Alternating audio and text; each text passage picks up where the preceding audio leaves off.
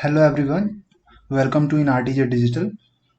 और क्विज 9 का हम लोग वीडियो सोल्यूशन डिस्कस करेंगे। क्विज 9 वेबसाइट पे जो क्विज 9 हुआ था स्ट्रेंथ ऑफ मटेरियल का जो टॉपिक्स थे वो मैं यहाँ पर मेंशन कर दे रहा हूँ। तो टॉपिक सबको रिमेंबर रहना चाहिए, S F D B M D, इसके साथ साथ प्लस में बेंडिंग स्ट्रेस था और प्लस में शियर स्ट्रेस इन बीम था। तो ये 1 2 3 4 टॉपिक हम लोगों ने क्विज 9 में बनाया था और 9 तारीख को कंडक्ट हुआ था वो। और इसका वीडियो सोल्यूशन देखते हैं, ठीक है। तो सबसे पहले क्वेश्चन नंबर 1 स्टार्ट करते हैं। The moment at any section is given by mx is equals to ax minus bx square where a and b are constant. The shear force in beam will be zero at which point? तो बहुत ही अच्छा question है ये। जो moment की equation दी गई है हम लोगों को वो दी गई है ax माइनस का bx स्क्वायर और हमें शियर फोर्स निकालना है। तो हमें रिलेशन पता है मूवमेंट और शियर फोर्स के बीच में। हम जानते हैं कि rate of change of bending movement is equal to the shear force. तो m का जो डिफरेंशिएशन है के रिस्पेक्ट में वो शियर फोर्स के बराबर होता है और इसी शियर फोर्स को हमें जीरो करने के लिए कहा जा रहा है। तो हमें क्या करना है, पहले तो rate of change of bending movement निकाल लेना, मतलब हमको dm बाई डी एक्स निकालना है।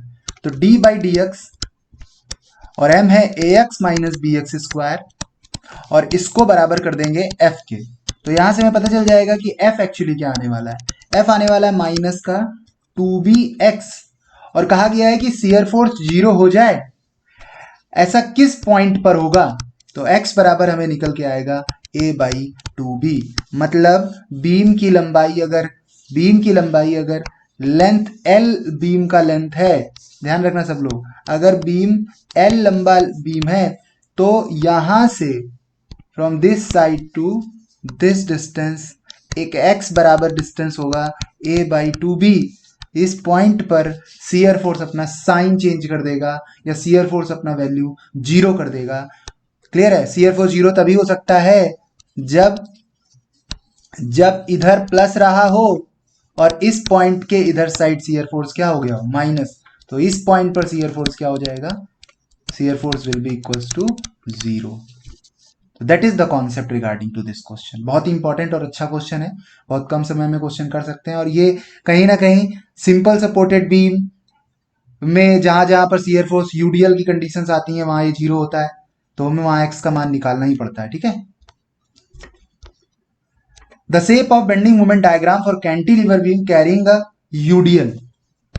तो एक कैंटिलीवर बीम है और वो यूडीएल कैरी कर रहा है और हमें उसका क्या बताना है कि बेंडिंग मोमेंट डायग्राम क्या होगा। इस तरह का बीम है और यूडीएल का रेट मान लेते हैं W किलो न्यूटन पर मीटर है, ठीक है। अब बताना है इसका कि बेंडिंग मोमेंट डायग्राम कैसा होगा। तो बेंडिंग मोमेंट डायग्राम के लिए हमेशा एक बात ध्यान रखना सब लोग, जो मैं इस क्वेश्चन के पॉइंट ऑफ व्यू से बता रहा हूं। देखो, उस क्वेश्चन करने के दो तरीके हैं। You have to draw the bending moment diagram and finally जज the which is the diagram, मतलब which type of shape of the diagram. या इसके अलावा कुछ बेसिक फंडामेंटल्स लगा के भी हम चीजों को कर सकते हैं, जैसे कि अगर रेट ऑफ लोड नहीं होता है तो ध्यान रखना शियर फोर्स, अगर रेट ऑफ लोड बीम में नहीं है तो या तो शियर फोर्स जीरो होगा। बात समझ में आएगी नहीं सब लोगों को, या तो शियर फोर्स जीरो होगा और या तो शियर फोर्स क्या होगा, कांस्टेंट होगा। ध्यान रखना, या तो शियर फोर्स जीरो होगा या तो शियर फोर्स कांस्टेंट होगा, ठीक है। और बेंडिंग मोमेंट की अगर बात करी जाए तो वो डिपेंड करता है कि कैसी सिचुएशन है। समझ में आया सब लोगों को। अगर शियर फोर्स कांस्टेंट है उस पार्ट में तो बेंडिंग मोमेंट क्या होगा, लीनियर होगा। बात समझ में आएगी नहीं सब लोगों को। और अगर यूडीएल है तो शियर फोर्स लीनियर होगा और बेंडिंग मोमेंट पैराबोलिक होता है। और अगर यूवीएल का केस है तो ध्यान रखना शियर फोर्स पैराबोलिक होगा लेकिन बेंडिंग मोमेंट क्यूबिक होगा। तो ये बात ध्यान रखते हुए हम आंसर पे टिक लगा सकते हैं कि bending moment will be in case of UDL which will be the this case parabolic. तो parabola is the correct answer. और हम बना भी सकते हैं इसका डायग्राम, बहुत ही इजी डायग्राम है बनाना इसका, ठीक है। तो देखो कैसे। अच्छा, था इसका पूरा टोटल लोड कितना होगा, W इंटू एल, और वो एक्ट कहां करेगा बताओ, अपने मिड पॉइंट पर। तो अगर W into L mid point पर एक्ट करेगा तो क्लॉकवाइज मूवमेंट देगा, तो रिएक्शन जो आएगी वो इधर की तरफ आएगी, वो भी कितने की, W इंटू एल की। और डब्ल्यू एल बीम को नीचे ले जा रहा है तो रिएक्शन कहां आएगी, ऊपर आएगी, W एल, और मूवमेंट होगा W L square by two, क्योंकि W L L by two distance के साथ मूवमेंट देगा, तो W L square by two movement आ जाएगा। अब एक बात ध्यान दो कि इस पॉइंट पर W L by square by two movement है, तो इस जगह पर जो बेंडिंग मूवमेंट की वैल्यू आएगी वो W L square by two आएगी, if we are drawing the bending movement diagram. और फ्री एंड पर जहां पर कुछ भी नहीं लग रहा है वहां बेंडिंग मूवमेंट हमेशा क्या होगा, जीरो होगा। और हमें इस पॉइंट से इस पॉइंट तक मिलाना है, वो भी पैराबोला से मिलाना है। वो भी किससे मिलाना है, पैराबोला से मिलाना है। और शियर फोर्स चूंकि आगे जाके घटता है, तो ध्यान देना सब लोग, तो बहुत ही इसके पीछे बैकग्राउंड है पूरा का पूरा, सीएफओ डायग्राम कैसे बनाते हैं, बट चूंकि लिटिल बिट टाइम में मैं कवर कर रहा हूं, तो इतना सबको याद रखना पड़ेगा कि क्या कॉन्सेप्ट इसके पीछे लगता है। तो वो यही है कि इसको पैराबोला से मिलाएंगे, और पैराबोला कुछ इस तरह से होगा। तो that is the bending movement diagram, bending movement diagram, ठीक है ना। और बेंडिंग मूवमेंट डायग्राम जिसने नहीं देखा है वो वीडियोस जरूर देखें यूट्यूब पर, CFO diagram, bending movement diagram का एक प्लेलिस्ट पे वीडियो पड़ा हुआ है। Uniformly distributed load W act over per unit length of cantilever beam of 3 meter length. If shear force at the midpoint of the beam is 6 kilonewton, what is the value of the W? तो UDL लग रहा है cantilever beam में। अभी जो मैंने question कराया सब लोगों को, यूडीएल लग रहा है कैंटिलीवर बीम में, बट कितना रेट ऑफ लोड है ये पेपर में पता नहीं है, इसके बारे में कोई नॉलेज नहीं है, और इसी को ही हमें निकालना है। बट लेंथ जो दी गई है वो कितनी दी गई है, लेंथ जो दी गई है वो दी गई है 3 मीटर, और मिड पॉइंट जो इसका है वहां पर शियर फोर्स दिया गया है 6 kilo newton. Note this point, the shear force if the point is A, that point is B, that point is C, shear force at C is 6 kilonewton. That is the very important concept। और देखते हैं इसको कैसे बनाते हैं। तो shear force diagram बनाने के लिए सबसे पहली और जरूरी बात सपोर्ट रिएक्शन। और अभी हमने बताया सबको कि अगर लेंथ L है 3 मीटर का, तो याद रखने वाली बात है W इंटू 3। समझ में आ रहा है सबको, ये टोटल लोड होगा नीचे की तरफ। तो जो रिएक्शन आने वाली है, वो कितनी आने वाली है, वो देखो सब लोग, रिएक्शन जो आने वाली है वो कितनी आने वाली है, W इंटू, रिएक्शन देखो सब लोग कितना आने वाला है, ऊपर की तरफ आएगा 3W का रिएक्शन आएगा, और एक मोमेंट का भी रिएक्शन आएगा। मैंने अभी थोड़ी देर पहले बताया कि W इंटू 3, ये तो लोड है, और 3/2 डिस्टेंस से मल्टीप्लाई हो जाएगा, तो 3W इंटू 3/2, या W इंटू 3 स्क्वायर बाई 2 भी कह सकते हैं। लेकिन मूवमेंट की हमें कोई जरूरत नहीं है, बिकॉज हमें शियर फोर्स डायग्राम से मतलब है। अच्छा देखो इधर सब लोग, शियर फोर्स कैसे बनाएंगे। शियर फोर्स डायग्राम को अगर गौर से देखोगे सब लोग, तो आपको पता चलेगा कि शियर फोर्स जो ए पॉइंट पर होगा,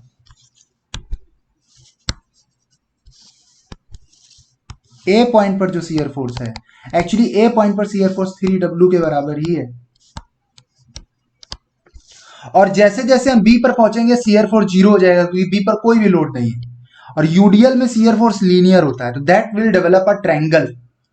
one more important thing is that at point C, when you talk about the point C, that value will be the FC, और that value will be the FA, और that value भी FB, which is 0। अब ये distance है हमारी total 3 metre, और ये distance है हमारी 1.5 मीटर। तो ट्रायंगल के दो ट्रायंगल, छोटे छोटे ट्रायंगल बन रहे हैं, एक बड़ा ट्रायंगल और एक ये वाला ट्रायंगल। क्लियर है सबको। तो अगर हम दोनों ट्रायंगल को इक्वल ट्रायंगल की तरह देखें, मतलब दोनों एक दूसरे के इक्विवेलेंट हैं, मतलब कहने का है कि एक समरूप त्रिभुज जिसे बोलते हैं, तो FA डिवाइडेड बाई 3 मीटर बराबर FC divided by 1.5 metre, because that distance is also 1.5 metre. So हमको पता करना है कि FA का वैल्यू कितना है, और एफ ए का वैल्यू सबको पता होना चाहिए। एफ ए का वैल्यू है हमारा 3W, तो 3W/3 is equals to F C कितना है बताओ सब लोग, दिया गया है 6 किलो न्यूटन 1.5, तो then W will be the 6 divided by 1.5 और W की वैल्यू आ गई यहां से 4 किलो न्यूटन पर metre. That is the very important concept, very important concept, 4 kilo newton पर मीटर। तो answer will be 4 kilo newton पर मीटर। अच्छा क्वेश्चन है, तो सबको रिमेंबर रखना है कैसे करते हैं इसको। Draw the CFOs diagram and apply the concept of the triangle, ठीक है। अगला क्वेश्चन देखते हैं। Simple supported beam of length 3 metre carries a concentrated load of 15 kilo newton at a 1 metre from left support, the maximum bending moment in the beam is. तो that is the simple supported beam. 3 metre इसका पूरा का पूरा length है और 1 metre from the left support, that is the left support. Left support से 1 metre की distance पर एक लोड एक्ट कर रहा है विच इज द 15 किलो न्यूटन। तो यहां से यहां तक की जो डिस्टेंस हो गई वो 1 मीटर हो गई, तो रिमेनिंग डिस्टेंस हो गई 2 मीटर। और याद रखना सब लोग, ये 1 मीटर है ए और ये है हमारा बी, ऐसा हम मान रहे हैं। तो बेंडिंग मोमेंट का जो मैक्सिमम वैल्यू होता है इस केस में याद रखना सब लोग WAB/A+B होता है। और W की वैल्यू है 15, A की वैल्यू है 1 और B की वैल्यू है 2 और डिवाइडेड बाई 3, तो आंसर आ गया, मतलब सब लोग कितना आ गया 10 kilo newton into metre, that is the maximum bending moment. So answer will be what, A, 10 kilo newton into metre. Next question, the bending moment for this beam, the maximum bending moment of the beam where shown in a below figure lies a distance from the end B. B से कितनी distance पर bending moment maximum होगा। तो ये बहुत अच्छा question है, इसको देखो कैसे करेंगे। इसको मैं थोड़ा डिटेल में समझा दे रहा हूँ सबको, बहुत ही अच्छा क्वेश्चन है। तो यहाँ पर एक तो पहली बात है रिएक्शन आएगी RB, यहाँ रिएक्शन आएगी RA और ये UVL लग रहा है, W इसका रेट है और लेंथ L है। सबसे पहले तो हमें RA और RB पता होना चाहिए, बिना RA और RB के क्वेश्चन नहीं सॉल्व होगा। तो हम निकाल सकते हैं, बहुत ही आसान काम है। RA कैसे निकालेंगे, RA निकालने के लिए सबसे पहली बात है कि इस पूरा लोड जो टोटल एक्ट करेगा वो 90 डिग्री के पास में एक्ट करेगा और एरिया ऑफ द ट्रायंगल के बराबर होगा। ये जो टोटल लोड है एक्चुअली कुछ और नहीं है, that is the area of triangle. और अगर एरिया ऑफ ट्रायंगल के इक्वल है तो 1/2 W इंटू L, और इसको हम कह सकते हैं WL/2। और WL/2 हमारा इस पॉइंट पर अगर एक्ट कर रहा है तो बहुत ही इंपॉर्टेंट चीज यहां पर यह है कि जो लोड होगा उसकी डिस्टेंस हम RB से लेंगे। तो ये जो डिस्टेंस होगी, ये डिस्टेंस होगी हमारी 2L/3 और ये डिस्टेंस होगी L/3। तो RA का वैल्यू निकल के आएगा WL/2, that is the load, into distance है 2L/3 फ्रॉम द RB और RA और RB के बीच का डिस्टेंस। ये शॉर्ट ट्रिक है रिएक्शन निकालने का। क्या शॉर्ट ट्रिक होता है कि बीम पे जितने भी लोड लग रहे हो उन सब का डिस्टेंस हम उस रिएक्शन से लेते हैं जो हम नहीं निकाल रहे हैं। समझना, हमने RB से डिस्टेंस लिया है क्योंकि हम RA निकाल रहे हैं। अगर RB निकालते हैं तो डिस्टेंस RA से लेते हैं और divided by total distance between the RA and RB। तो L से L कट जाएगा, WL²/3 आ जाएगा, WL/3 आ जाएगा, RA का वैल्यू आ गया WL/3। उसी तरह RB का वैल्यू जब हम निकालेंगे तो WL/6 आ जाएगा। अब इसको करने की कोई जरूरत है नहीं, WL/2 से WL/3 घटा दोगे तो WL/6 आ जाएगा। रिएक्शन हमारी आ चुकी है, हमको बेंडिंग मोमेंट की मैक्सिमम वैल्यू निकालनी है। तो कैसे करेंगे, सबसे पहला और इंपॉर्टेंट चीज, bending moment will be maximum where shear force equals to 0, या ये कह सकते हो चेंजेस दी साइन। तो जहां पर शियर फोर्स साइन चेंज करता है बेंडिंग मोमेंट मैक्सिमम वही होगा। तो सबसे पहले हमें देखना पड़ेगा कि shear force actually sign change कर कहां रहा है, और कर कहां रहा है वो तब पता चलेगा जब हम शियर फोर्स डायग्राम को बना लेंगे। बहुत ही अच्छी बात। तो कैसे बनाएंगे देखो इधर सब लोग, वेरी गुड। कैसे बनाना है, RA देखो सब लोग, RA इस पॉइंट पर RA रिएक्शन है, वही शियर फोर्स है इस पॉइंट पर, और कितना है बताओ RA, आर ए हमारा WL/3, तो WL/3 हमारे पास वैल्यू है। और जैसे जैसे हम आगे जाते जाएंगे, जैसे जैसे हम आगे जाते जाएंगे, ध्यान देना सब लोग गौर से, कि बी पॉइंट पर हम जब पहुंचेंगे तो बी पॉइंट पर हम शियर फोर्स निकाल लेते हैं। बताओ, ए पॉइंट पर शियर फोर्स जितना है और प्लस में area of load diagram, load diagram from from A to B, very good, A to B। अब बताओ एफ ए कितना है, बताओ WL/3 plus area of the load diagram from A to B। अब ए से लेकर बी तक ट्रायंगल बन रहा है ना यूवीएल का, तो उसका एरिया क्या होगा, WL/2। अब एक बात ध्यान देना, एरिया हमेशा निगेटिव लिया जाता है अगर वो डाउनवर्ड एरो का है, ठीक है ना। तो इसको सॉल्व करोगे तो वैल्यू आएगी माइनस में WL/6। ये मेरे को समझ में आ गया है और आपको भी आ गया होगा कि माइनस WL/6 इस वजह से आ रहा है क्योंकि WL/2 बड़ी वैल्यू है और WL/3 छोटी वैल्यू है, तो नेगेटिव आंसर आएगा। तो WL/6 नेगेटिव आंसर आया। अब एक बात ध्यान देना, यूवीएल में पैराबोला बनता है CFOs का, ठीक है, CFOs का पैराबोला। अब पैराबोला कैसे बनाएं, ये बात बहुत ही जरूरी समझनी है, मैं बता देता हूं। क्योंकि शियर फोर्स का एक्चुअली जो स्लोप होता है ये W के बराबर होता है। अब आगे जाने पे हमारा W क्या हो रहा है, घट रहा है। जैसे जैसे देखो आगे जा रहे हैं तो W की वैल्यू धीरे धीरे धीरे धीरे धीरे धीरे धीरे घटती चली जा रही है। तो अगर W घटेगा तो dF/dx घटेगा, और dF/dx घटता है मतलब स्लोप घटता है। और स्लोप घटने का मतलब क्या होता है, स्लोप कैसे घटता है, बड़े स्लोप से हमें कहा जाना है, मैक्सिमम स्लोप से हमें कहा जाना है, मैक्सिमम स्लोप से हमें कहा जाना है मिनिमम स्लोप की तरफ जाना है, तभी तो स्लोप घटेगा। अच्छा, तो मैक्सिमम स्लोप का मतलब क्या होता है, सबसे स्लोप ज्यादा कब होगा बताओ, जब हम स्लोप, जब समझते हैं ना हम लोग कर्व में slope maximum minimum, minimum slope मतलब जीरो हॉरिजेंटल लाइन और मैक्सिमम स्लोप मतलब वर्टिकल लाइन। तो यहाँ वर्टिकल लाइन और यहाँ हॉरिजेंटल लाइन, इसको टच करता हुआ हम एक कर्व बना देंगे, तो ये बन गया हमारा CFOs डायग्राम। बट यहां से यहां तक अभी पूरा नहीं हुआ है, क्योंकि बी पर आरबी लोड लग रहा है तो इसकी वजह से सडन शियर फोर्स चेंज हो जाएगा, और आरबी की वैल्यू है, आरबी की वैल्यू है WL/6, तो इसका मतलब है वैल्यू डायरेक्टली सीधे शिफ्ट हो जाएगी ऊपर की तरफ because of this positive RB. तो निगेटिव आंसर पॉजिटिव में बदल जाएगा और नेट वैल्यू जीरो हो जाएगी।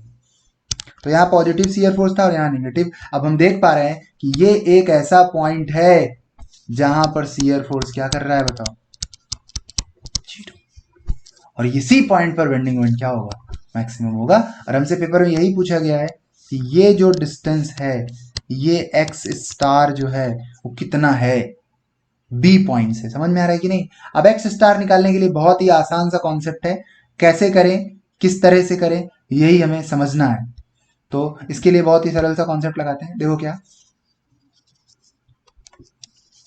कि हमको कुछ नहीं करना है। जैसे मैंने ये अभी बहुत सारी चीजें इस पे डिस्कस करी कि CFO साइन अगर एक्चुअली चेंज भी कर रहा है किसी पॉइंट पे, ठीक है ना, तो वहीं पर बेंडिंग मोमेंट मैक्सिमम है।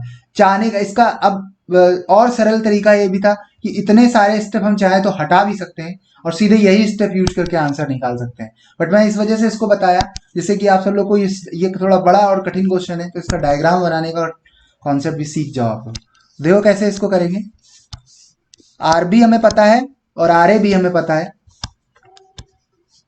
हमें सेक्शन कट करना रहेगा एक्स डिस्टेंस पर जाके, और इस सेक्शन पर हमें शियर फोर्स इक्वेशन लिखनी रहेगी। अब कैसे सेक्शन पर शियर फोर्स इक्वेशन लिख पाएंगे, इसका हम फ्री बॉडी डायग्राम बना देंगे। ये आरबी हो गया और इस यूवीएल का जो टोटल लोड होगा वो हमको इस पॉइंट पर लगाना रहेगा, और यहां रेट ऑफ लोड WX है, तो जो लोड आएगा वो 1/2 WX इंटू एक्स आ जाएगा, और ये डिस्टेंस जो होगी वो हमारी x/3 होगी, ठीक है। अब ये जो टोटल लोड है इसमें सब लोग को दिख रहा होगा कि WX हमारा अननोन वैल्यू है, वो कैसे निकालें। एक बात बताना सब लोग, पूरी लेंथ L के लिए रेट ऑफ लोड W है और X लेंथ के लिए रेट ऑफ लोड WX है, तो कैसे करेंगे, हाँ, WX divided by X is equal to W divided by L, दो त्रिभुज समरूप त्रिभुज का कॉन्सेप्ट लगा देंगे, तो यही जो चीज हो जाएगी कन्वर्ट हो जाएगी हमारी किसमें बताओ, W x square divided by 2l। मेरे ख्याल से आ गया होगा समझ में सबको, WX² 2l। और हमारा Fx जो होने वाला है, अब जो शियर फोर्स इक्वेशन आएगी वो बहुत ही सरल हो गई। क्यों? क्योंकि इस डायग्राम को अगर सब लोग देखेंगे तो पता चलेगा कि यहाँ दो ही फोर्स हैं, एक आरबी और एक है हमारा ये। तो आरबी और जो फोर्स है उन दोनों को लिख लेंगे।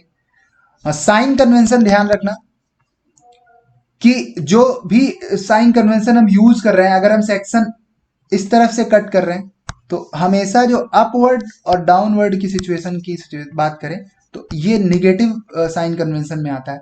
मतलब हम आरबी को निगेटिव लेंगे और WX² 2l को पॉजिटिव लेंगे। और शियर फोर्स को हमें 0 करना है, तभी बेंडिंग मोमेंट मैक्सिमम होगा।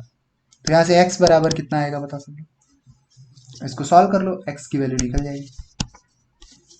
आरबी हमें पता है WL/6 है, ऊपर देखो सब लोग आरबी की वैल्यू। आरबी कितना है? WL/6। तो WL/6 माइनस में और प्लस में WX² 2l बराबर 0। तो x बराबर कितना आ जाएगा बताओ? 2 से 6 कट जाएगा, 3 आ जाएगा, l से l का मल्टीप्लाई हो जाएगा, l² हो जाएगा, फिर रूट लग जाएगा तो l/√3 हो जाएगा। तो answer will B l/√3। So the value will be the l/√3। अच्छा क्वेश्चन है, बड़ा क्वेश्चन है, टाइम भी लगेगा, समझ में आना चाहिए। बार बार देखो इस वीडियो को और अच्छे से क्लियर हो जाएगा। The massless beam of rectangular with a width 30 mm and height 100 mm, the maximum bending moment occurs. फिर से देखो यही रिपीटेड क्वेश्चन है, वही कॉन्सेप्ट पर। बेंडिंग मोमेंट मैक्सिमम कहां होता है? Maximum bending moment will be at where shear force is equal to 0। Where shear force equal to 0। और शियर फोर्स कहाँ 0 होगा, यही तो सोचने वाली बात है। तो जल्दी से बता दो सब लोग कि जो रिएक्शन आने वाली है RA और जो रिएक्शन आने वाली है RC, वैल्यू क्या होगी RA की? जो लोड लगा रहे हैं हम टोटल, ठीक है ना, टोटल लोड 3000 इंटू 2000 हो जाएगा। कितना हो जाएगा बताओ? 3000 इंटू 2000। अब 3000 टू 2000 क्यों नहीं बोल रहे हैं? बिकॉज ये जो रेट ऑफ लोड है एक्चुअली में ये 3000 न्यूटन पर मीटर है, और इसको हमें न्यूटन पर mm में बदल लेना ही सबसे बेटर है, क्योंकि आंसर हमारे सब mm में चल रहा है। और ये जो डिस्टेंसेस दी गई हैं ये सब भी किसमें दी गई बताओ? mm में। और ये कॉमन सेंस की बात है यार, कोई भी दिमाग में मीटर मत समझ लेना इसको। 2000 mm है, ठीक है ना, mm कॉमन सेंस है, ठीक है। तो अगर हम लोग मीटर को mm में लिखते हैं तो दैट इज द 3 न्यूटन पर mm, राइट। चलो, तो जो लोड होगा वो कितना होगा बताओ हमारा? 3 मल्टीप्लाइड बाई भाई टोटल लोड जो एक्ट करेगा वो कहाँ एक्ट करेगा बताओ? मिस पॉइंट पर एक्ट करेगा। और अगर मिड पॉइंट पर एक्ट करेगा तो आरसी से उसकी डिस्टेंस कितनी होगी? आरसी से डिस्टेंस होगी, पहले तो 6000 लिख लेते हैं क्योंकि ये लोड है, और डिस्टेंस होगी 2000 का आधा कर दो 1000 mm, और divided by total distance 2 2 4000 mm। तो 4000 से 1000 कट जाएगा और 15 चौके 60 आ जाएगा, तो 1500 न्यूटन हमारा लोड आ गया। 1500 न्यूटन लोड आ गया, और 1500 न्यूटन इधर साइड आएगा, और 6000 एक्चुअली टोटल है। ये टोटल कितना है बताओ सब लोग? 6000 न्यूटन लोड है। तो 6000 में 1500 आरई को मिल गया, तो बचा किसे मिलेगा? आरबी को। और आरबी को बचा हुआ मिलेगा 45, आरसी को मिलेगा 4500 न्यूटन। तो आरए और आरसी आ गया। अब हमें पहले तो पता करना है कि शियर फोर्स जो है वो डायग्राम कैसे बनेगा, तभी साइन चेंज पता चलेगा और तभी बेंडिंग मोमेंट का मैक्सिमम पता चलेगा।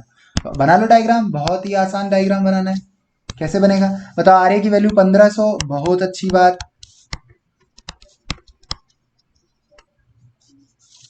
आरए की वैल्यू 1500 है, और अगर आरए का वैल्यू 1500 है तो सिंपल सी बात है 1500 से चालू करेंगे, और ए से बी तक चलते चलते कुछ भी नहीं दिख रहा है, कुछ भी लोड नहीं है, तो शियर फोर्स कांस्टेंट होगा। और बी से सी तक जाते समय लोड लगेगा 6000 का, और 1500 की वैल्यू में 6000 घट जाएगा। मैंने सबको बताया था अभी कि नए पॉइंट पर शियर फोर्स की वैल्यू बराबर पुराने पॉइंट पर शियर फोर्स की value plus area of load diagram from B2C हम यूज करने वाले हैं, और B पर शियर फोर्स है हमारा 1500, और B से C तक जो एरिया है वो 6000 का है, तो घटाएंगे आंसर 4500 माइनस में आएगा। इसका मतलब है वैल्यू यहाँ 4500 होगी माइनस में। वैल्यू कितनी होगी? 4500 होगी माइनस में, 4500 माइनस वैल्यू होगी। और शियर फोर्स यूडीएल के केस में कैसा होता है? लीनियर। और आरसी की 4500 वैल्यू से ये वैल्यू जीरो हो जाएगी, क्योंकि आरसी पॉजिटिव है और निगेटिव वैल्यू को वो पॉजिटिव कर देगा, तो जीरो वैल्यू हो जाएगी। क्लियर है? That is the diagram. अब एक बात दिमाग लगाओ, सब लोग सोचो कि बताओ क्या एक पॉइंट सबको मिल रहा है, और ये पॉइंट कहाँ होगा? We don't know, we don't know where is the point. But एक चीज समझनी चाहिए, ये जो डिस्टेंस है वो 2000 है, और ये डिस्टेंस अगर x है तो फिर से त्रिभुज वाला कॉन्सेप्ट लगा के हम x का मान निकाल सकते हैं, जहां शियर फोर्स क्या हो रहा है? जीरो हो रहा है। तो x कैसे निकालेंगे? देखो सब लोग, दो ट्रायंगल दिख रहे होंगे सबको, एक ऊपर ट्रायंगल है और एक नीचे ट्रायंगल है, ठीक है ना? तो ऊपर ट्रायंगल और नीचे ट्रायंगल, दोनों ट्रायंगल को हम लोग यूज करते हैं। कैसे समझना होगा? देखो इधर सब लोग, जो एंगल दोनों ट्रायंगल्स हैं वो यूटिलाइज करे जा सकते हैं कॉन्सेप्ट के थ्रू, समरूप त्रिभुज के थ्रू। तो जो ऊपर वाला ट्रायंगल है उसकी जो हाइट है वो 1500 है, बट उसका जो बेस होगा वो 2000 में से हमें x को घटाना पड़ेगा। और नीचे जो नीचे वाला ट्रायंगल है उसकी हाइट है 4500, और जो x डिस्टेंस पर उसका टोटल वैल्यू है, तो यहां से हम लोगों को x मिल जाएगा। और x कितना होगा सॉल्व करके पता करते हैं। 1500x बराबर 4500 गुणा 2000 माइनस 4500x। अब 4500x और 1500x को अगर हम ऐड कर देंगे तो 6000x हो जाएगा। 6000x बराबर, और 4500 गुणा 2000 कर दोगे तो आ जाएगा 90 और 2350, और x की वैल्यू यहां से 6000 से 300 कट के डिवाइड कर दो 6000 से, तो आंसर आ जाएगा 1500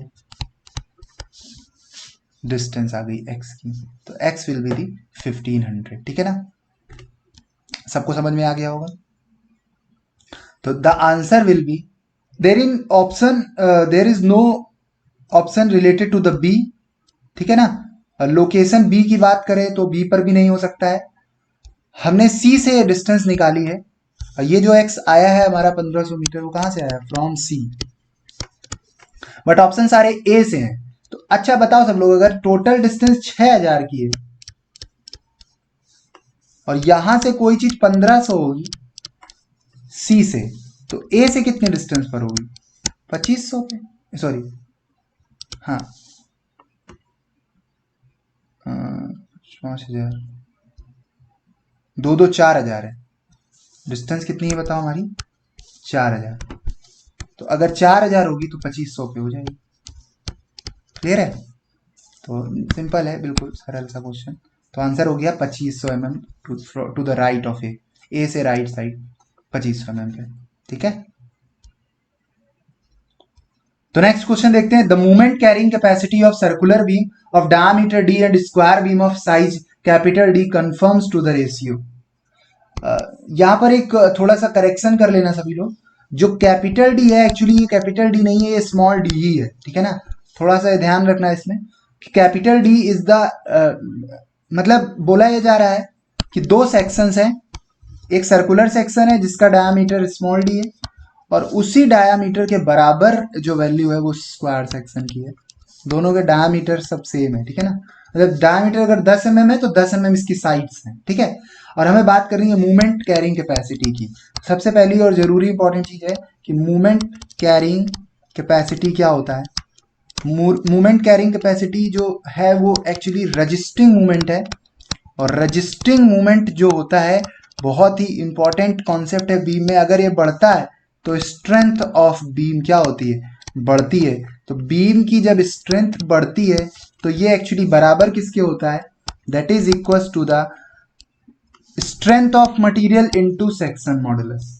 ठीक है ना? That is the section modulus और एस जो है वो हमारा क्या है बताओ, स्ट्रेंथ ऑफ मटीरियल है। That is the strength of material which is very very important. और हमारे पास सेक्शन मॉडुलस जो है वो समझनी है। तो दोनों सेक्शन अगर सेम मटीरियल के हैं तो एस दोनों का सेम होगा, तो रजिस्टिंग मोमेंट जो होगा वो डायरेक्टली प्रोपोर्शनल किसके हो जाएगा, जेड के। तो अगर हम बात करें एम आर सर्कुलर सेक्शन की और एम आर बात करें स्क्वायर सेक्शन की, तो ये दोनों का रेशियो होगा वो सेक्शन मॉडुलस के रेशियो के बराबर होगा। और अगर हम सेक्शन मॉडुलस के बारे में बातें करें तो स्क्वायर सेक्शन का, सर्कुलर सेक्शन का सेक्शन मॉडुलस होता है पाई डी क्यूब अपॉन 32 और इसका होता है B cube upon 6। B cube upon 6 है बट बी यूज नहीं करेंगे क्योंकि बी जो है हमारा जो विड्थ है वो किसके बराबर है बताओ, डी के बराबर ही है। ध्यान रखना सब लोग, that is dimension D, that is dimension D, so we use this. अब यहां से डी क्यू कट जाएगा, 6 और 32 को कट करेंगे तो 3 आ जाएगा और ये आ जाएगा हमारा 60, 2 त्याई 6 और 16 दूनी 32, तो 3 पाई बाई कितना आ गया 16। So the answer will be D, 3 pi by 16। Next question देखते हैं। The cantilever beam has square cross, the cantilever beam has cross section of isosceles triangle and is located as shown in figure. If the moment of inertia across the Z axis is 1/36 metre की power 4, the maximum bending stress in mega pascal will be. सबसे पहले section को गौर से देखो सब लोग, और ये जो हमारा बीम मुड़ रहा है ड्यू टू सर्टेन मूवमेंट इस तरह से 3 मेगा न्यूटन इंटू मीटर, तो ये वाला पोर्शन जो होगा वो कंप्रेस होगा। ये वाला पोर्शन क्या होगा बताओ, कंप्रेस हो जाएगा, और ये वाला पोर्शन हमारा क्या हो जाएगा, खिंच जाएगा। तो जो कंप्रेस हो रहा है एक्चुअली उस पार्ट पे कंप्रेसिव स्ट्रेसेस आने वाली हैं, और जो खिंच रहा है उस पर टेंसाइल स्ट्रेस आने वाली है। लेकिन जो जेड जेड एक्सेस एक्चुअली है वो न्यूट्रल एक्सेस से पास हो रही एक्सेस है, तो जेड जेड न्यूट्रल एक्सेस से पास होने वाला एक्सेस है। और हमें पता होना चाहिए कि इस ट्रायंगल का न्यूट्रल एक्सेस कहाँ होता है, बेस से 1/3 डिस्टेंस पर होता है। तो अगर इस पूरी की हाइट 1 मीटर है, h 1 मीटर है, तो दैट विल बी दी 1/3 और that will be the 2h/3। इस पॉइंट पर जो स्ट्रेस होगा वो मैक्सिमम स्ट्रेस होगा but it will be the compressive, और इस पॉइंट पर जो स्ट्रेस होगा वो मैक्सिमम नहीं हो सकता है। क्यों, वो मैक्सिमम होगा but it will be the tensile. ये टेंसाइल है मैक्सिमम, मतलब ओवरऑल जो मैक्सिमम होगा वो चीज हम अभी डिस्कस करेंगे। तो पहले हम इसको सिंपल मैक्सिमम ना बोल के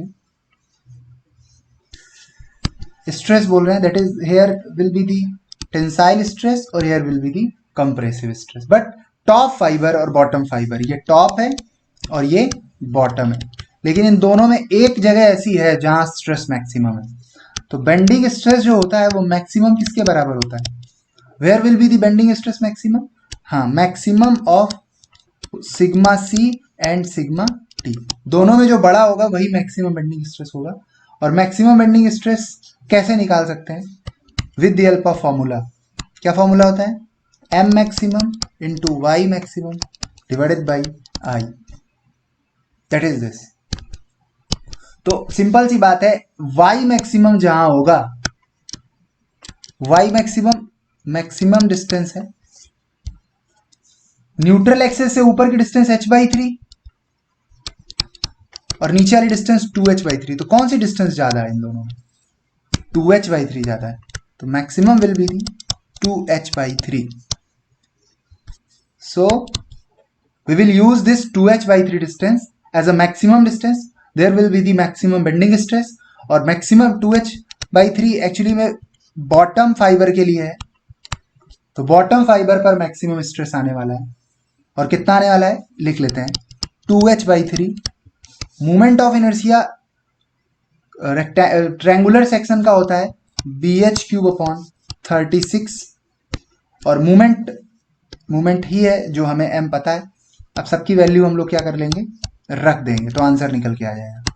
तो मोमेंट है 3 मेगा न्यूटन इंटू मीटर, तो ऑप्शन देख लेते हैं, न्यूटन पर mm स्क्वायर में, मेगा पास्कल में, वेरी गुड, तो आंसर आ जाएगा 10⁻6 इंटू 10⁻3, 10⁻9 हो गया, इंटू h से h कट जाएगा, 3 से 36 कट जाएगा और 12 से कट जाएगा, तो जो BH³ अपॉन में 36 का ऊपर जाएगा तो मल्टीप्लाई होगा, 72 आ जाएगा। और या यूं कह सकते हैं 72 को 3 से डिवाइड करेंगे तो वैल्यू निकल के आएगी 24। तो आ जाएगा सेक्शन मॉडुलस की अगर हम बात करें तो 24 ऊपर हो जाएगा, 24 divided by BH square,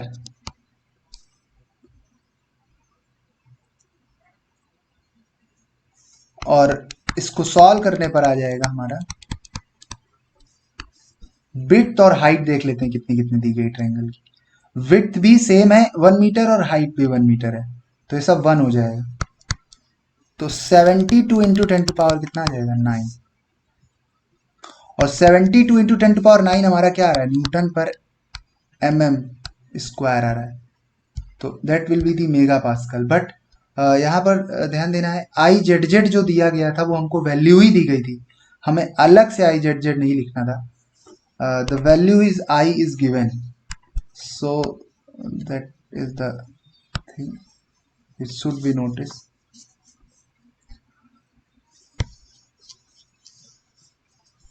I का वैल्यू एक्चुअली पेपर में दिया गया है, so we don't use the value of I, we don't use the formula of the I।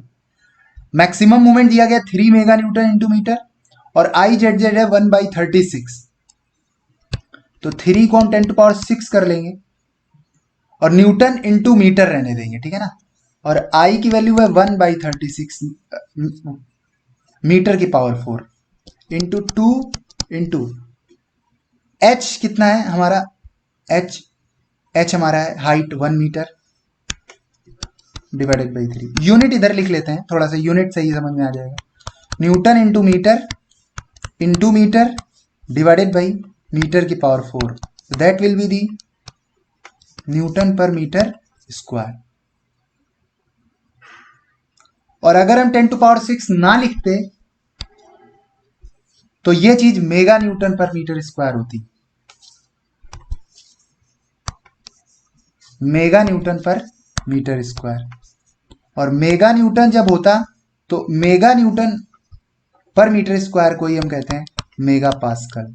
तो बहुत ही आसान तरीके से इसको लिखा सकता है। यूनिट्स का थोड़ा ध्यान देना है, 3 से 3 कट जाएगा और 36 मल्टीप्लाइड बाई 2 कितना हो जाएगा 72 mega pascal. So answer will be the B 72 mega pascal. Next question है, the wooden beam of rectangular cross section 10 centimetre deep by 5 centimetre wide carries a maximum force shear stress at the central axis of the beam will be. तो shear stress beam में क्या होता है, अगर beam का कोई section हमारा 10 centimetre deep में है और 5 सेंटीमीटर वाइड में है, तो इसका जो एरिया होगा वो एक्चुअली किसके बराबर होगा, 10 इंटू 5 बराबर 50 सेंटीमीटर स्क्वायर। और याद रखना सब लोग, शियर स्ट्रेस रेक्टेंगुलर सेक्शन में होती है 3 into F upon B into D, that is the width, that is the depth. और ये मैक्सिमम शियर स्ट्रेस है। और याद रखना किसी भी स्क्वायर सेक्शन हो चाहे रेक्टेंगुलर सेक्शन हो, पैराबोलिक शेप में बीम में शियर स्ट्रेस चेंज होता है, तो शियर स्ट्रेस मैक्सिमम होता है हमारा सेंटर पे, जबकि बेंडिंग स्ट्रेस 0 होता है। और फोर्स यहां नहीं दिया गया है, so that is a correction in this question which is the 20 kilo newton force. You have to notice this point. तो 20 किलो न्यूटन है, तो 10 टू पावर 3 कर लेते हैं, और b इंटू डी करने से एरिया आ जाएगा, और एरिया हमारा 50 है। तो इसको सॉल्व करेंगे जब, तो टोटल वैल्यू निकल के आ जाएगी यहाँ से, 2 से a कट जाएगा तो 330 आ जाएगा इंटू 1000, 30 इंटू 1000 डिवाइडेड बाई 50 कर देंगे, तो आंसर आ जाएगा 600 न्यूटन पर mm centimetre square. That is the maximum shear stress. Next question देखते हैं। A simple supported beam of length 50h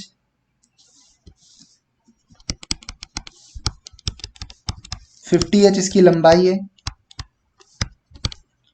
और साथ ही साथ में पॉइंट लोड कैरी कर रहा है मिड पॉइंट पर W लोड, और सेक्शन इसका रेक्टेंगुलर दिया गया है जिसकी डेप्थ h है और विड्थ 2h। हमें बताना है कि मैक्सिमम शियर स्ट्रेस और मैक्सिमम बेंडिंग स्ट्रेस क्या होगा। तो मैक्सिमम बेंडिंग स्ट्रेस को मैं बता दूं कि वो m maximum divided by section modulus formula use कर लेंगे या my/i यूज कर लेंगे। तो मैक्सिमम मोमेंट होता है WL/4 और जेट की वैल्यू होती है BD³/6। ठीक है, सभी चीजें यहां रख दो। W हो गया, L 50h हो गया बाई 4 और B हो गया 2h और D हो गया h बाई 6। तो 6W into 50h divided by 4 दूनी 8h स्क्वायर। ये हमारा आ गया बेंडिंग स्ट्रेस। इसी तरह हमारा शियर स्ट्रेस का मैक्सिमम वैल्यू होता है विच is the 3/2 into force upon area और मैक्सिमम शियर फोर्स। अब शियर फोर्स मैक्सिमम कितना होगा? सिंपल सी बात है, शियर फोर्स मैक्सिमम इस पॉइंट पर होगा। जितना लोड लगा रहे हैं W/2 और W/2 रिएक्शन आएगी और यही हमारा मैक्सिमम शियर फोर्स भी है। तो 3/2 और मैक्सिमम शियर फोर्स हो गया W/2 और एरिया हो गया हमारा B इंटू डी। तो 3/4 W और विड्थ है 2h और डेप्थ है h। अब दोनों को हमें भाग लगा देना है क्योंकि हमें रेशियो बताना है शियर स्ट्रेस का बेंडिंग स्ट्रेस के साथ। तो इसको डिवाइड कर देते हैं बेंडिंग स्ट्रेस की मैक्सिमम वैल्यू से। डिवाइड कर दो this value 300h into W divided by 8h square. अब दोनों को जब हम डिवाइड करेंगे इसको और इसको तो सॉल्व करने पर कितना आ जाएगा? अगर इसे हम सॉल्व करते हैं तो बहुत इजी तरीके से सॉल्व करके आंसर निकाल सकते हैं। कितना? h स्क्वायर से h स्क्वायर कट गया, 8 से 8 कट जाएगा, 3 से 300 कट जाएगा, 100 आ जाएगा, W से W कट जाएगा। ठीक है ना, और h बच रहा है, ऐसा क्यों? Why there is h in above side? Okay, BD³ तो B है, यहाँ h³ होना चाहिए, BD², sorry BD², you have to change this BD²। So h square से h स्क्वायर ये h³ हो जाएगा, यहाँ पर भी h³ हो जाएगा, तो h कट जाएंगे तो h स्क्वायर भी नहीं बचेगा, तो कुल मिलाकर 1/100 बचेगा। That will be the 0.01। तो answer will be A is the correct answer. So हमारे 10 क्वेश्चन कंप्लीट हो गए। जुड़े रहें आरटीजे डिजिटल के साथ और क्विज नंबर 10 हम लोगों का स्टार्ट होगा और उसको अटेम्प्ट करें सब लोग और अच्छा से अच्छा रिजल्ट लाने की कोशिश करें और सभी को सजेस्ट करें अपने इस क्विज के बारे में जो चल रहा है। Thank you.